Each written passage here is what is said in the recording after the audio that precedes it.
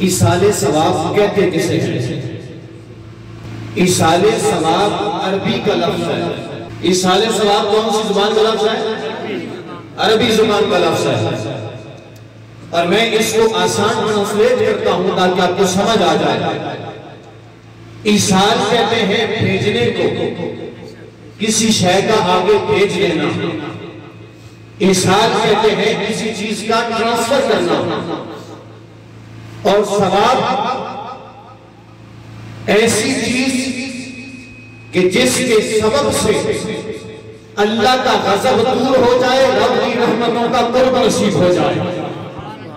اگر ایصال ثواب کو ملائیں گے تو آسان الفاظ میں معنی یہ بنے گا کہ ایسی چیز اپنے مرحوم یا مرحومہ کی طرف بھیجنا کہ جس چیز کے سبب سے اللہ کا غضب تو دور ہو جاتا ہے، رب کی رحمتوں کی قربت نصیب ہو جاتی ہے۔